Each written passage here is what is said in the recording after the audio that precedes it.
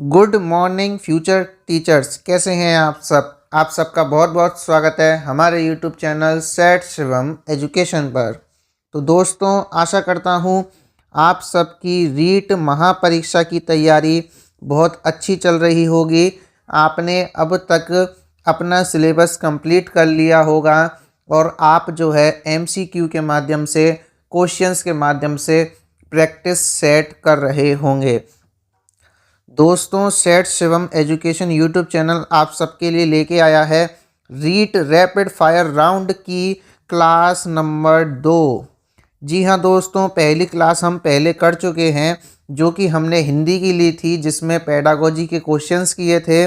और आज हम लेके आए हैं दूसरी क्लास एमसीक्यूज़, जो कि प्रीवियस ईयर होंगे, प्रीवियस ईयर के क्वेश्चंस उसमें होंगे।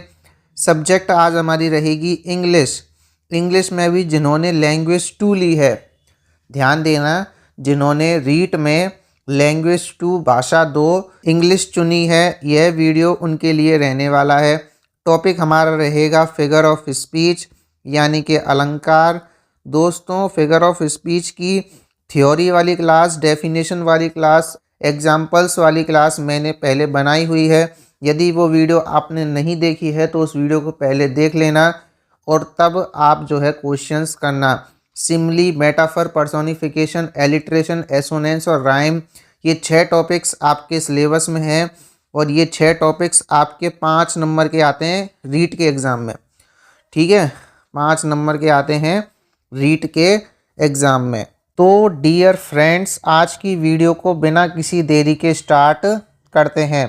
डियर फ्रेंड्स, आज की वीडियो में हम 20 मिनट में 20 प्रश्न देखने वाले हैं।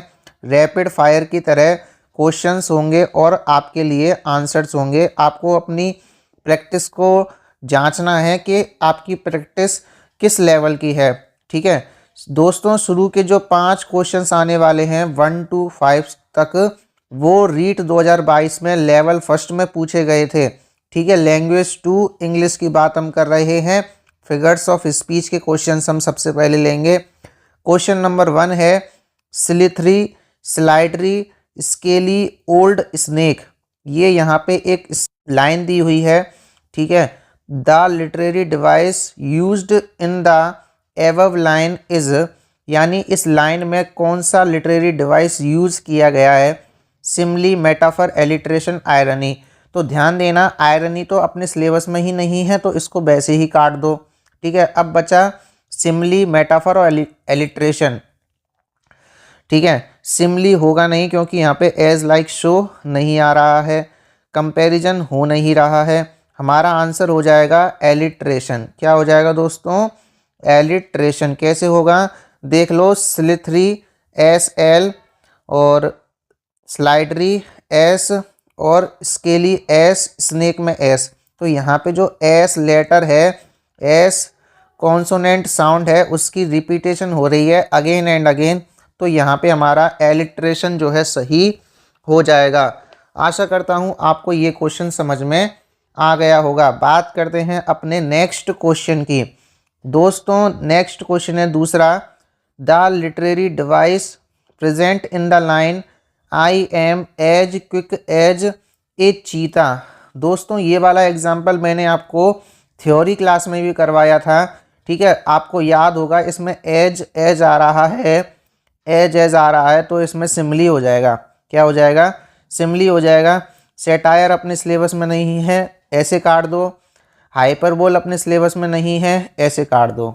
ठीक है, तो इस तरह से हमारे पास 2 ऑप्शंस तो वैसे ही कट जाते हैं, बचते हैं 2, सिमली और एलिट्रेशन। तो उसमें से हमारा सिमली रहेगा क्योंकि यहाँ पे 2 डिफरेंट थिंग्स की कंपैरिजन की जा रही है। आई और चीता की कंपैरिजन की जा रही है और as as so like as में से एज हमारा आ रहा है कंपैरिजन के लिए। ठीक है दोस्तों, ये वाला एग्जांपल मैंने थ्योरी वाली क्लास में बहुत अच्छे से डिस्कस किया था।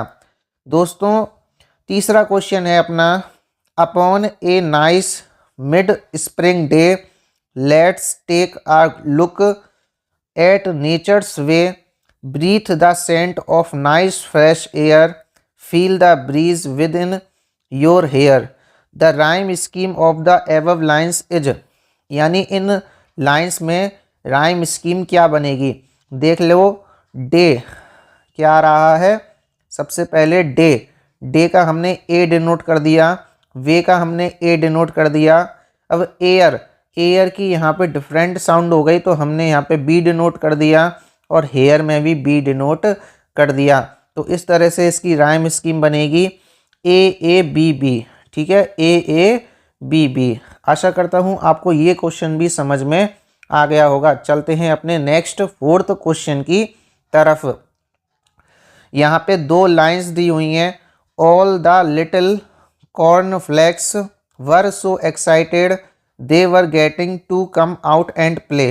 ठीक है, तो आप इस लाइन को जब पढ़ेंगे तो आपको समझ में आएगा। ऑल द लिटिल कॉर्नफ्लेक्स, ठीक है, जो ये कॉर्नफ्लेक्स है वो इतने एक्साइटेड थे कि वो बाहर आकर खेलना चाहते थे। ठीक है, तो कॉर्नफ्लेक्स कैसे बाहर आ सकते हैं और खेल सकते हैं, कैसे एक्साइट हो सकते हैं। ये एक नॉन लिविंग थिंग है, एब्स्ट्रैक्ट थिंग है।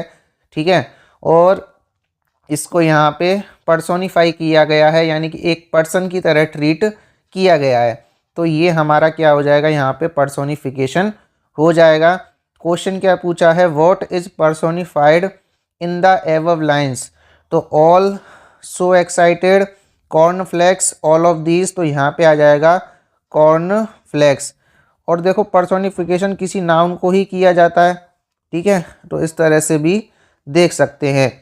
नेक्स्ट पांचवा प्रश्न है अपना, who knows why the cold wind blows. कौन जानता है क्यों ठंडी हवा बहेगी। The literary device used in the above line is, उपर्युक्त पंक्ति में लिटरेरी डिवाइस यूज किया गया है, कौन सा है वो। तो देख लीजिए, नन ऑफ दीज नहीं होगा, हाइपरबोल अपने सिलेबस में नहीं है। ठीक है, पर्सोनिफिकेशन यहाँ पे नहीं किया जा रहा है किसी भी चीज़ का, तो हमारा आंसर हो जाएगा एसोनेंस। कैसे होगा ये भी देख लेते हैं। देखिए, who knows why cold wind. ठीक है, तो डब्लू डब्लू डब्लू आ रहा है, एसोनेंस की बात कर रहा है। एसोनेंस मतलब वोवेल साउंड की रिपीटेशन होनी चाहिए। ठीक है, वोवेल साउंड में देखो हु, ठीक है, नो, कोल्ड, ब्लो, तो ठीक है, ये वाला ओ, ये वाला ओ और ये वाला ओ, तो यहाँ पे क्या हो जाएगा, एसोनेंस हो जाएगा। ओ वोवेल साउंड की यहाँ पे रिपीटेशन, ओ वोवेल लेटर की यहाँ पे रिपीटेशन हो रही है, इसलिए यहाँ पे एसोनेंस हो जाएगा। ठीक है दोस्तों, स्वर व्यंजना हिंदी में इसको बोलते हैं। डियर लर्नर्स, डियर टीचर्स, आशा करता हूँ आपको वीडियो पसंद आ रही होगी। वीडियो पसंद आ रही हो तो वीडियो को प्लीज़ लाइक कर देना।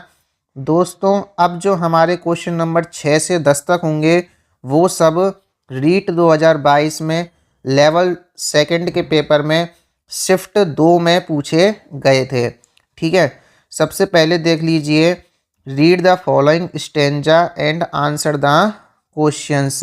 इस स्टेंजा के आधार पर हमें केवल क्वेश्चन नंबर 6 और क्वेश्चन नंबर 7 का आंसर देना है। ठीक है, सबसे पहले पैसेज को पढ़ना है। What this life if full of care, we have no time to stand and stare, no time to stand beneath the boughs and stare as long as sheep or cows. ठीक है, तो ये हमने passage या stanza पढ़ लिया यहाँ पे, और इसके आधार पर हमें क्वेश्चन नंबर 6 का आंसर देना है।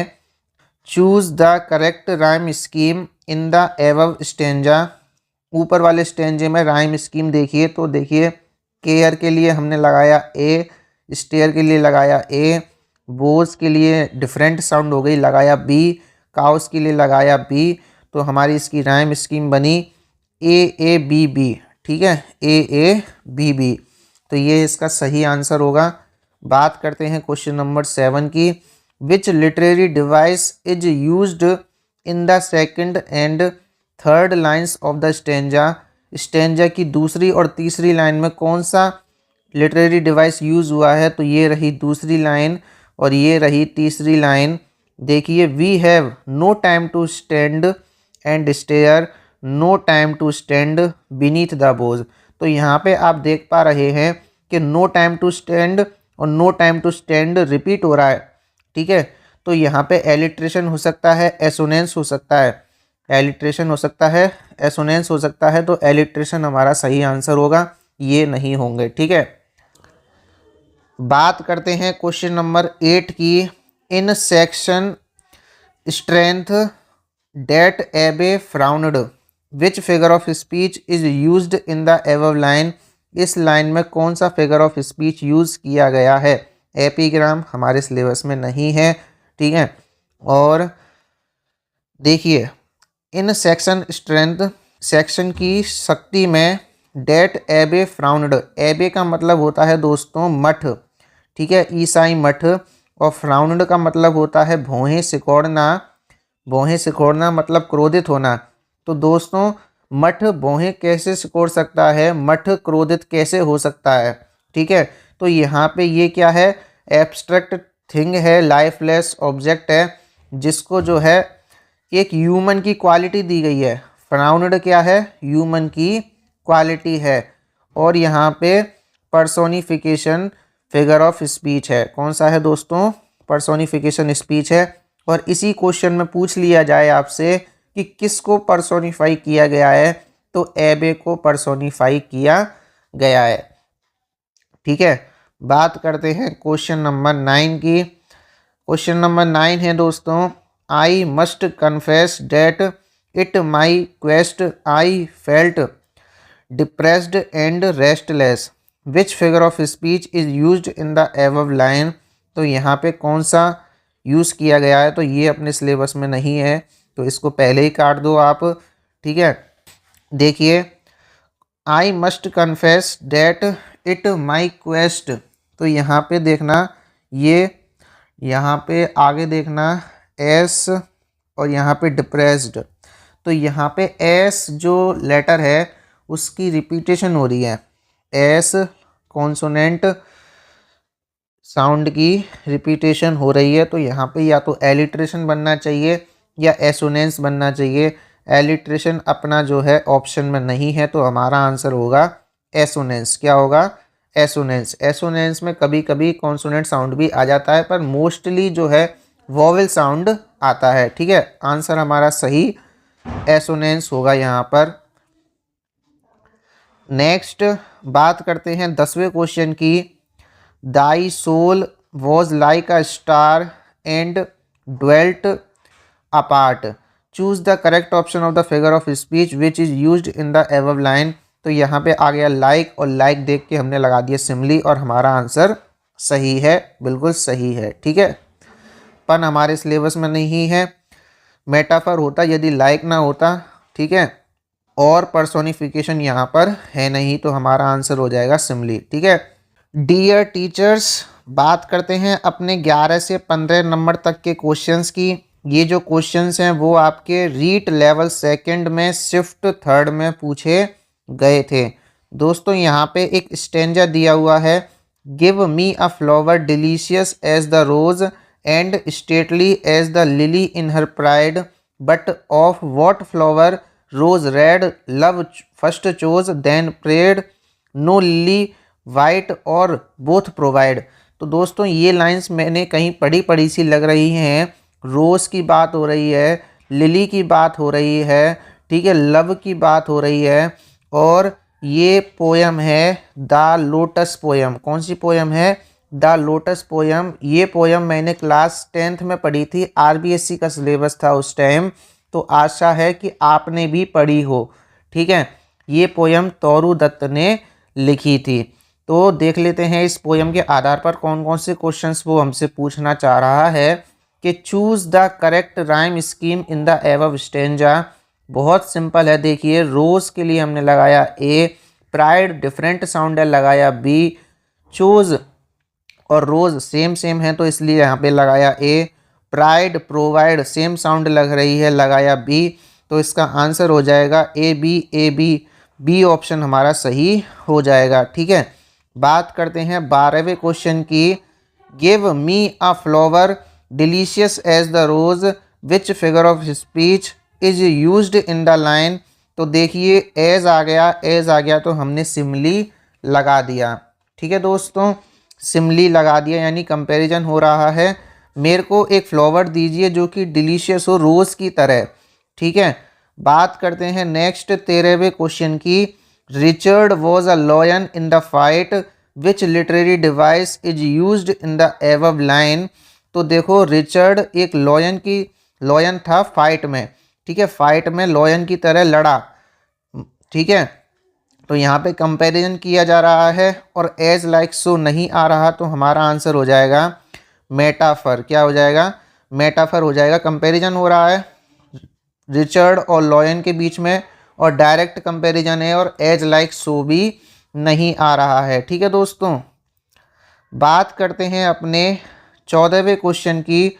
Choose the correct figure of speech in the lines given below. ये 2 लाइन आपके लिए दी गई हैं, इनमें कौन सा फिगर ऑफ स्पीच है ये बताना है। तो यहाँ पे जो है pride goeth forth on horseback grand and gay but come back on foot and begs it way. तो यहाँ पे जो प्राइड है ना वो पर्सोनिफाई किया गया है, पर्सोनिफिकेशन इसमें फिगर ऑफ स्पीच होगा। ठीक है दोस्तों, बात करते हैं अपने 15वें क्वेश्चन की कि बेटी बॉटर बॉट सम बटर। तो यहाँ पे बी बी बी साउंड की क्या हो रही है? रिपीटेशन हो रही है, या तो एलिट्रेशन होगा कि एसोनेंस होगा। तो एलिट्रेशन हमारा ऑप्शन में है, तो हमारा यही सही हो जाएगा। ठीक है, बात करते हैं अपने आगे के क्वेश्चंस की। Dear teachers, dear friends, dear students, REET 2022 level second shift fourth में पूछे गए क्वेश्चंस हैं 16 से लेकर 20 तक के। ठीक है, सबसे पहले यहाँ पे एक स्टेंजा दिया गया है। Weavers weaving at break of day, why do you weave a garment so gay blue as the wings of halcyon wild we weave the robes of a newborn child. तो यहाँ पे देखिए सबसे पहले blue as the wings of a halcyon wild, इस line में कौन सा फिगर ऑफ स्पीच है? तो यहाँ पे क्या आ रहा है? एज आ रहा है, और एज आ रहा है तो हमने सिमली फिगर ऑफ स्पीच यहाँ पे पहचान लिया। ठीक है दोस्तों, बात करते हैं अपने नेक्स्ट क्वेश्चन की। राइम स्कीम क्या है? राइम स्कीम पूछ रहा है, तो देख लीजिए। डे के लिए लगाया ए, गे के लिए लगाया ए, वाइल्ड के लिए लगाया बी और चाइल्ड के लिए भी लगाया बी। तो हमारा राइम स्कीम बन गई ए बी बी। ठीक है, पहले ही ऑप्शन में हमारा जो है ए बी बी दे रखा है, तो यही हमारा सही आंसर हो जाएगा। बात करते हैं नेक्स्ट 18वें क्वेश्चन की। The plot of a story में बी कॉमिक ट्रेजिक सैटारिक ऑल। तो इसका आंसर हो जाएगा ऑल। एक स्टोरी का जो प्लॉट है, कथानक है, वो कॉमिक भी हो सकता है, ट्रेजिक भी हो सकता है और सैटारिक भी हो सकता है। ठीक है, तो ये हमारा ऑल पे आंसर जाएगा। नेक्स्ट बात करते हैं। Dravid was the wall of our cricket team. तो इस लाइन में बताना है कौन सा फिगर ऑफ स्पीच है। तो देखिए ड्रेविड वॉल था, दीवार था हमारी क्रिकेट टीम का। तो यहाँ पे ड्रेविड और वॉल में डायरेक्ट कंपैरिजन किया गया है बिना एज लाइक सो शब्दों की सहायता के। तो यहाँ पे डायरेक्ट कंपैरिजन है ड्रेविड और वॉल में, तो हमारा आंसर हो जाएगा मेटाफर। ठीक है, यदि आपने हमारी वो क्लास नहीं देखी है थ्योरी वाली, एक बार सुन लेना, स्पीड बढ़ा करके देख लेना, 1.5x स्पीड कर लेना उस वीडियो की। ठीक है, 1.5x स्पीड कर लेना उस वीडियो की और देख लेना पूरी वीडियो को। बिल्कुल सेम टू सेम क्वेश्चंस आपको देखने के लिए मिलेंगे। 20वां और आज का लास्ट क्वेश्चन है अपना। Inanimate objects and abstract notions are spoken of as having life and intelligence in. यानी इन एनिमेट ऑब्जेक्ट्स जिनमें नॉन लिविंग थिंग्स की बात हो रही है, एब्स्ट्रैक्ट नोशंस या एब्स्ट्रैक्ट आइडियाज़ की बात हो रही है, जिनको एक लाइफ की तरह देखा जाता है, जिनमें लाइफ होती है। तो बिल्कुल ये सेम लाइन अपने नोट्स में थी जो हमने थ्योरी वाली क्लास ली थी। ठीक है, कंसेप्ट वाली क्लास ली थी, डेफिनेशन वाली क्लास ली थी, उसमें ये लाइन हूबहू थी। नोशंस की जगह उसमें आइडियाज़ लिखा हुआ है और इन एनिमेट ऑब्जेक्ट्स भी लिखा हुआ है। तो शब्दों का हेर फेर भी नहीं है, ये आप देख सकते हैं। तो इसमें आंसर हमारा हो जाएगा पर्सोनिफिकेशन, मानवीकरण अलंकार। तो दोस्तों ये थी हमारी आज की वीडियो फिगर ऑफ स्पीच के। हमने आज 20 क्वेश्चंस देखे, 20 क्वेश्चंस देखे, और जिन्होंने वो क्लास देख ली है और उसके बाद आज प्रैक्टिस की है तो मैं उम्मीद कर सकता हूँ कि आपको ज़रूर हेल्प हुई होगी। ठीक है, तो ये आपके रीट के एग्ज़ाम में फिगर ऑफ स्पीच 5 नंबर के आएंगे। यदि आपने एक बार समझ लिए तो आपका 5 नंबर पक्के हो जाएंगे। तो दोस्तों आज की वीडियो में फ़िलहाल इतना ही। यदि वीडियो पसंद आई हो तो वीडियो क्लास को प्लीज़ लाइक कर देना, अपने दोस्तों के लिए शेयर कर देना जिन्होंने रीट में लैंग्वेज सेकंड इंग्लिश चूज़ की है। और यदि आपकी कोई प्रॉब्लम है, क्वेरी है, समस्या है तो वीडियो के नीचे कमेंट बॉक्स में कमेंट कर देना। मिलते हैं अगली वीडियो में, तब तक के लिए पढ़ते रहिएगा, आगे बढ़ते रहिएगा। जय हिंद, जय भारत, थैंक यू, वंदे मातरम, धन्यवाद।